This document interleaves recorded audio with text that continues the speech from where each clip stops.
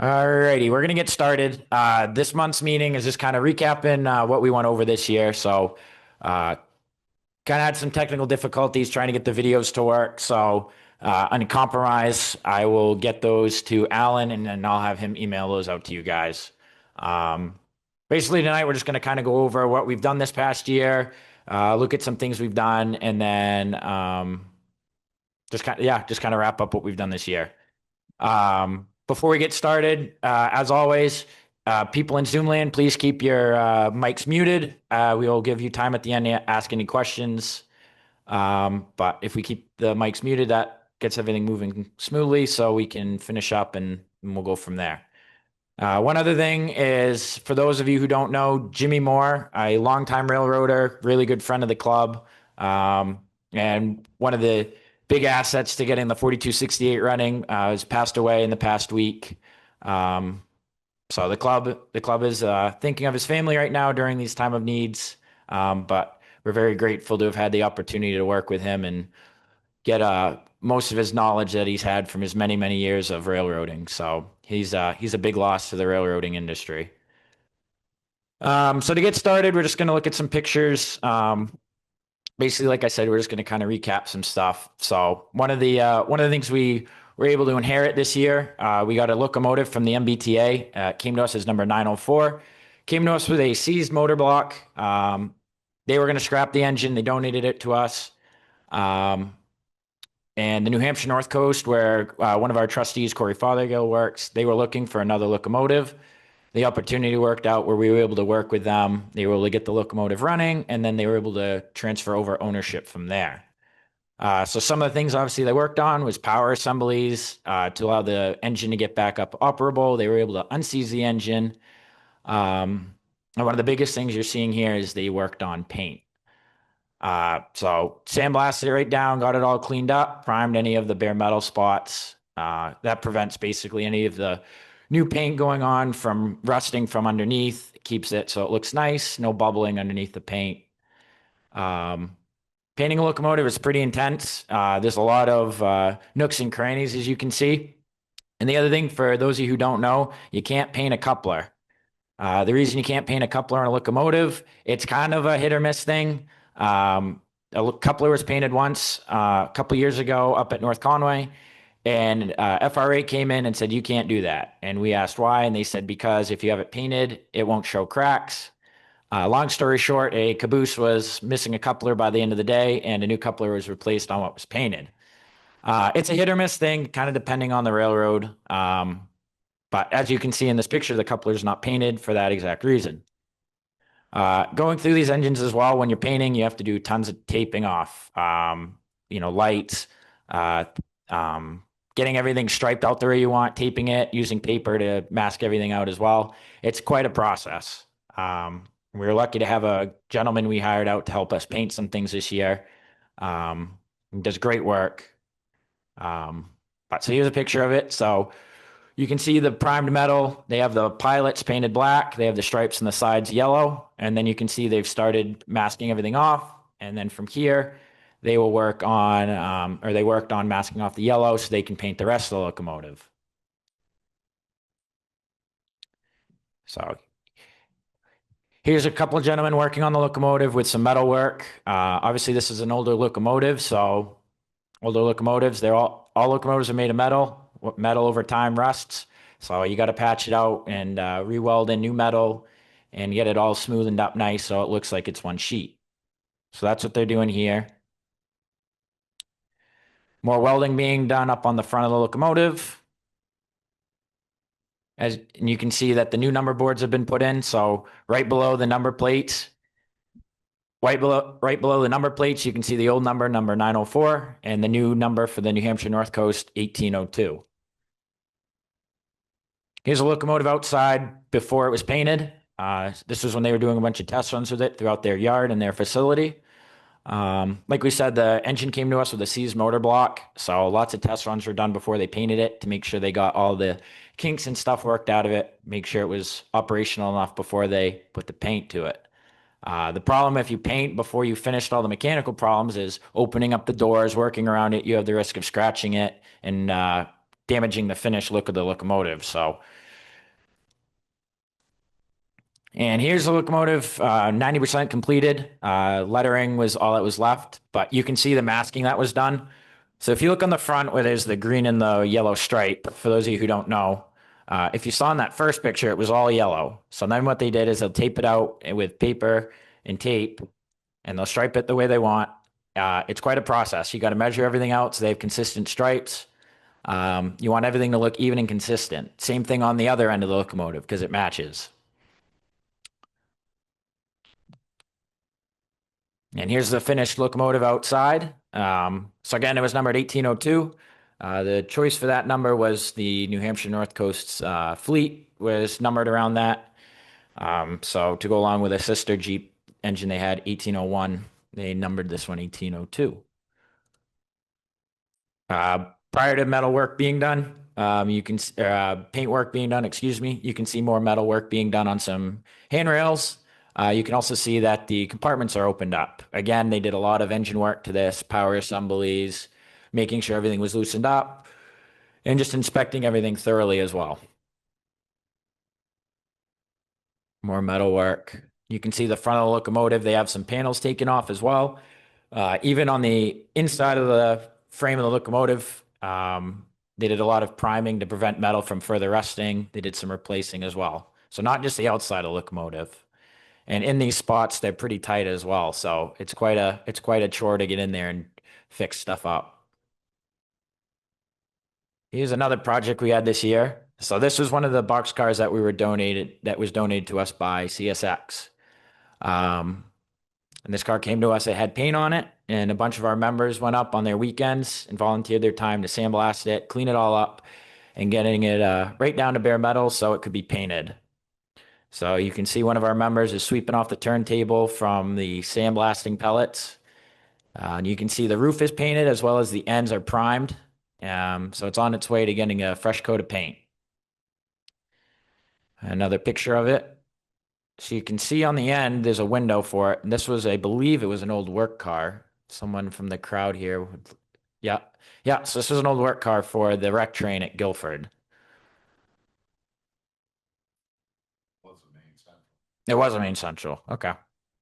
So this is that same car. So the pine tree heralds put on it. You can see the fresh coat of green paint.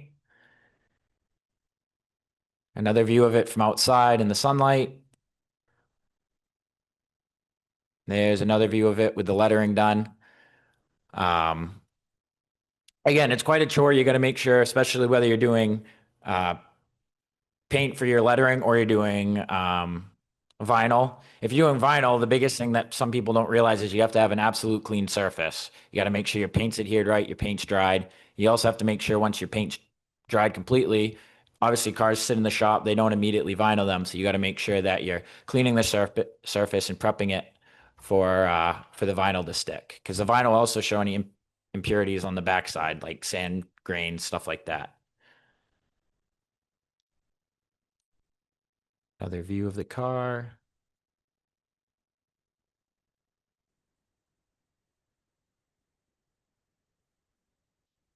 Here's another view. So kind of going over this real quick. So what entailed to get this car down to the bare metal was sandblasting, like I'd mentioned. So for those of you who don't know, sandblasting is taking a machine that you put high pressured air through and you fill it up with sand and it blasts these sand pellets out. There's different coarse types of sand, similar to sandblasting, sanding rather. You can have thicker beads or pellets. You can have smaller, finer pellets as well. So this process can take a while, kind of depending on what you're looking at for a finish. Um, but and if you don't have the right safety wear, it can also hurt quite a bit too. Here's a good side view of the car from the yard.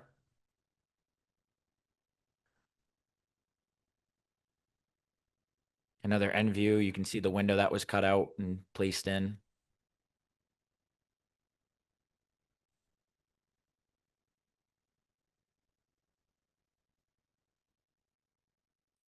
This is an old speeder that someone found and was looking for restoration. It was asked to the club. This is pretty cool. It's an original Main Central Railroad speeder. You can see it's seen a little bit of neglect, but hopefully it's on the road to restoration. Go back one. This is a view that Alan got from when they were working on the tracks near my house. So this is one of our, whoops. So this is one of our members, who's working on getting us some old newsletters from the club from over the years. So he had a bunch of them that he was able to gift us. Um, so it's pretty cool. We're very fortunate to have those on record. And I think there's only a couple missing left.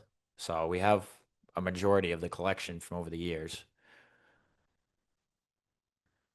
Again, some track work being done by CSX. It's for those of you who don't know, CSX, when they bought out Pan Am, has done a ton of track work, putting in signals. They're constantly out weekly going by our house here in Cumberland on Tuttle Road. They're constantly doing track work, changing ties, reballasting, working on signal work. And the machines that go by are quite impressive.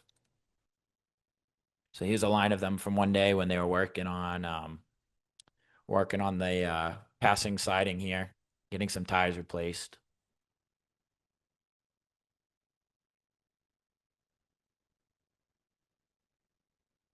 And they like parking at Tuttle Road too, because right up the street from us on you go up Tuttle Road a little bit, and on Main Street we have food stop. So whenever the track work's being done, you're never going to get a hut sandwich because all the track guys are in the shop getting their lunch. So they'll park there, shut the machines down, and they'll go up and they'll get a bite to eat. So it's pretty funny when you go down, you just see a long line of track equipment and a couple guys standing by, and the rest of them are going up to get sandwiches. This was another cool project that we were able to do this year with conjunction with the Cumberland Fair. So the new model train building that was created this year, um, we were able to get some railroad signals put in for some decoration and to kind of draw some attention from the crowd. So this is the base that was poured. So we drilled a hole 4 feet down in the ground, placed, I believe they were 20-inch sonotubes filled right up with concrete, 24-inch sonotubes, excuse me. So quite a project. You know, we had to bring in a skid steer with a an auger on the front of it to drill out through the gravel and stuff, make sure everything was all squared up. Um, and the cool thing when you think about it is in the olden days when they were placing signals and stuff, they didn't have that machinery. It was all done by hand. So, and I was the one that drilled these holes and it took about an hour to do three. So with a big machine. So I can't imagine how long it would have taken back then to do them all by hand. So this is with one of the sides of the brackets to hold up the post. So you can see the anchor bolts and are all test fitted and work lined up properly. Some of the electrical work being done by the Farmers Club president, Teddy Googans. So this is inside the building. There's a big box right here, kind of like a signal case that one of our club members, George Small, built. And inside this houses all the electronics and the components to make the signals operational.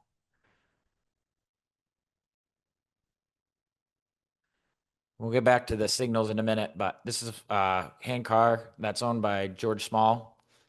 This was restored back in 2020. So it's a pretty cool rig. We put miles and miles and miles on the thing every year from kids and adults too that come by, and they go back and forth on the little section of track we have, but it's a big hit. People love it. This is our setup at the Cumberland Fair. We're pretty fortunate to have the space we do. You can see the club-owned speeder on the left, uh, rightfully so, number TC 470. On the right, we have a model of the 470 engine. And for those of you who don't know, um, this is a kind of more kid-based, and kids have the opportunity to shovel coal into it, just like they're firing a real steam locomotive. And we normally start with big chunks of coal, and by the end of it, it's all broken down into fine powder because it gets that much use. But people love it. It's a good hit. And then we have the old Yarmouth Junction building as well. We have model train in there, a bunch of brochures, and a bunch of stuff. So it's a pretty cool setup we have, and lots of people enjoy it. So this is that model train building we were talking about. So you can see there's two concrete posts on either side of the door. So this is back in that signal case like we were talking about. So this is all the relays and voltage regulators, and everything you need to make the signals operate. So a ton of fabrication. And I forget the gentleman that helped us, Bob Poor. Um, so he retired from Guilford as a signal maintainer. And he's just like he used to do for his career, doing the same thing here. Um, so ton of wire was run and a bunch of this stuff that was came in he had in boxes just in the back of his car, he put back together, and it was pretty impressive to see. And it's quite a good setup too. So here's some of the signals, getting the wiring run up into the lights, modernized some of the stuff too, so we don't have to worry about dry wire insulation over the years and having to take them back down to replace it. And you can also see some batteries from the signals as well. So these are two signals we had out front. And these are the signals put up. So we had this done in about just under a month, but it was a really cool project to work on. Cool opportunity to, again, see how this stuff kind of operates too. And if you ever go to the fair, you have the opportunity to look inside that signal box and see things and how it's all set up for operation. And this is how we put it up. So Fairgrounds has a boom truck. And this one, they have a rig on the end of it that they used to use to set poles. So kind of did something similar with it, but instead we had the opportunity to rig up and place the signals themselves. So it worked pretty slick. And that's them all in place.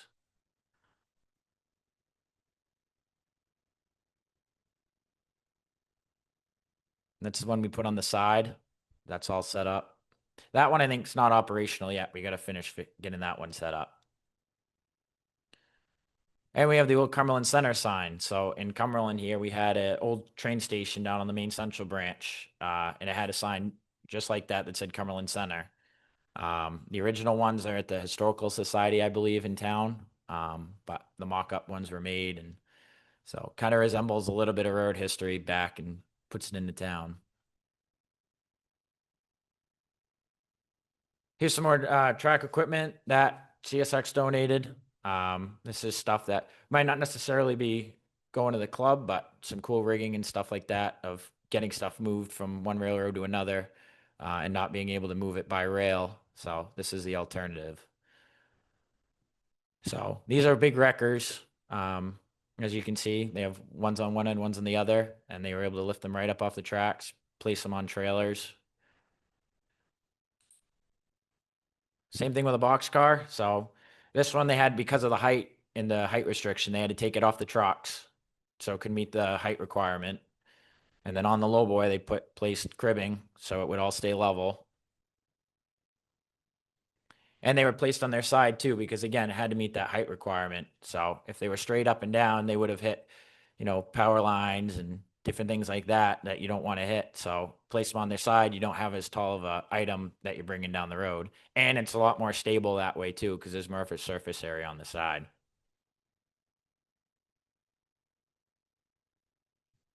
There's another picture of it being done. So this is I'm not sure if this is I'm placing it on the low bed or taking it off, but you can see the operation that it kind of takes. So normally what they do for this is they have a strap wrapped all the way around, and they can, or strap on one side and strap on the other, and they'll just rotate one strap or the other to rotate it.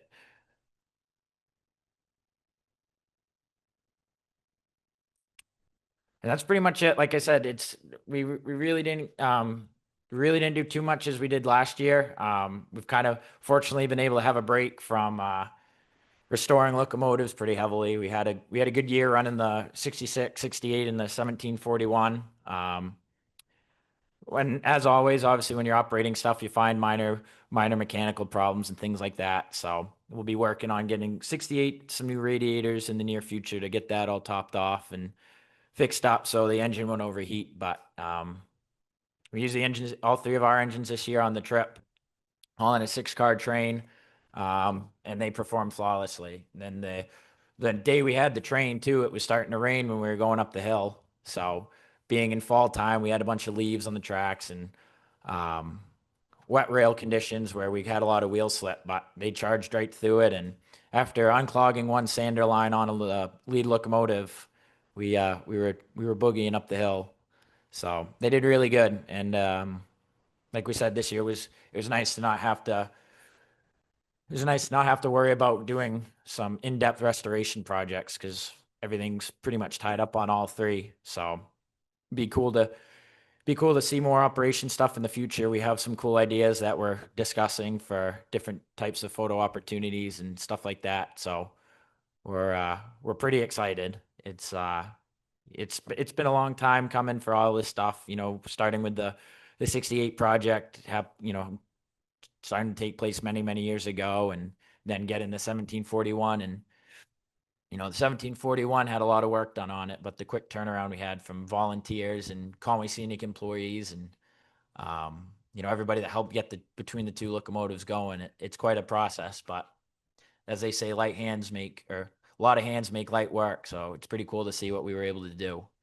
And obviously, we wouldn't be where we're at without the help of our volunteers, our trustees, and the Conway Scenic Railroad. Mr. Swark and the rest of the crew up there have been very grateful to us for letting us work in their facility in the engine house and housing our locomotives and our equipment on the property. So it's pretty cool. And one of the other things that myself and Eric Grover are going to be working on for next year as well is the club speeder is going to need some motor work. So we're hoping to get that all tidied up, and that'll allow us to be able to start giving rides on it and stuff during different rail fan events up at Conway Scenic and different things like that. Possible opportunities for when members come up to volunteer at the railroad, get an opportunity to see the speeder in operation, stuff like that. So we're pretty excited to see some of this stuff. But it all comes with time and patience and craftsmanship. So it's pretty cool. But like I said, we didn't have too much tonight. Unfortunately, the videos I had weren't working, so kind of disappointed on that. But I'm gonna get those to Alan, and he'll get those sent out to you guys. We have some pretty cool videos of our fleet charging up the hill during the 470 trip. So it's pretty cool when you hear the three engines in sync barking up the hill. It's pretty cool. Um, so once those get sent out, take a look at them because they're interesting. And the one thing I recommend too, and I had the opportunity this year to be up close to locomotives, is close your eyes and just listen to it, and just imagine what it would have been like in the notch in the 50s when these engines were going up the hill. It's a pretty cool thing to think about, and the history of the Mountain Division. So, um, but that's all I got. So I'm gonna open it up to any questions and stuff for people if they have anything, and if not, um, that's all I got. Like I said, we'll get the videos out to you guys too, so you can see those. So, Equipment on flatbed trucks, if they are not really going to North Conway, where exactly would they be going? well, there's different railroads that CSX has donated equipment to, throughout New England. They try to disperse stuff equally. North Conway's got a lot of space, but there's only so much trackage space you can have, and the more stuff you get, the less trackage space you end up getting. So some stuff goes to, different railroads, but whether it's the New Hampshire North Coast or, um, the Valley Railroad, different railroads like that get, different equipment. It all gets spread out. So I That's think the Plymouth and Lincoln. I don't know if the Lincoln got anything or not. I think they got a box car. I'm not exactly sure. But I think a snowplow went to the Down East Scenic Railroad, and so they dispersed a lot of cool equipment to different railroads. And the nice thing with that is seeing this stuff stay local to New England and not getting sent far away across the country or even getting scrapped. But like I said, it's a cool process to see stuff get moved. So Well, two GP9s already went far out to Heber City, yep. up to 1741. That's staying. Yep. So yeah, kind of like that same thing is, we got to keep the 1741, but those other two heritage units ended up going out to pretty much all the way across the country. But any other questions in Zoom land? Me. I know you've mentioned well, let me lead by saying I'm new here. Um I'm in high school looking to work for the railroad. So do you know any good places to volunteer? Like I know you've been talking a lot about volunteers in this meeting. Yep. So there's plenty of opportunities throughout New England for volunteering, kind of depending on what part of the country you're from. Here in Maine, we have the Maine Narrow Gauge Railroad, the WWF, the Seashore Trolley Museum, Down East Scenic Railroad. Pretty much most railroads in New England have a volunteer program, for different projects. I'm Um, in southern New Hampshire. yeah, so New Hampshire, there's the Hobo Railroad, Winnipesaukee. Conway Scenic really doesn't have as many volunteers anymore, just because they're so busy running, two different trains every day. So it's kind of become more of a full-time program up there. But definitely, the best recommendation I would give is reach out to these railroads that are near you, and just ask the question of, you're interested, you're ready to go to work, and see what they have to say. Because if I can't speak for the railroads, but I know if most people hear someone that's willing to come in and give a hand and help out, then they're not going to say no to that opportunity. So that's my All right. recommendation. Okay. So, any other questions out in Zoom land?